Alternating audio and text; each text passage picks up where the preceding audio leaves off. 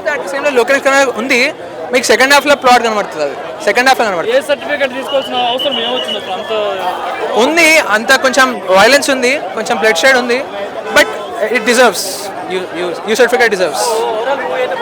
చాలా బాగుంది. Pan Indian stars ని తీసుకొచ్చారు కదా, ఉపేంద్ర గారు కానీ అమీర్ ఖాన్ కానీ, ఇలా అమీర్ ఖాన్ క్యారెక్టర్ ఉంది, తప్పకుండా ఉంది, కానీ బాగా వాడుకున్నారు. అది కూడా మీకు వచ్చినాక మీకు డిజర్వ్, మొత్తం ప్యానల్ అందరికీ డిజర్వ్ అవుతుంది. ప్రతి ఒక్క క్యారెక్టర్ జస్టిఫై అయిపోతుంది. సైమన్ క్యారెక్టర్ ఎలా అనిపించింది?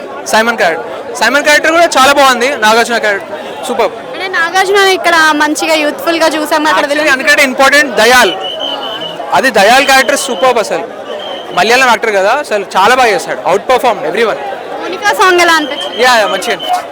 అంటే మూవీలో మీకు అసలు హైలైట్స్ ఏమనిపించాయి? అంటే కూలీ హైలైట్స్ అంటే ఇక యాక్టింగ్ పర్ఫార్మెన్స్ వైజ్ దయాల్ చాలా బాగా చేశాడు. రజనీకాంత్ అసలు అవుట్ పర్ఫార్మ్డ్, అసలు క్రేజీ. ఇంకా పాస్ట్ సెకండ్ హాఫ్ అయితే క్రేజీ. చాలా మంది రిలీజ్ కు ముందు స్కైఫై మూవీ అది ఇది అన్నారు. అసలు ఏంటి సారీ స్కైఫై మూవీ అన్నారు?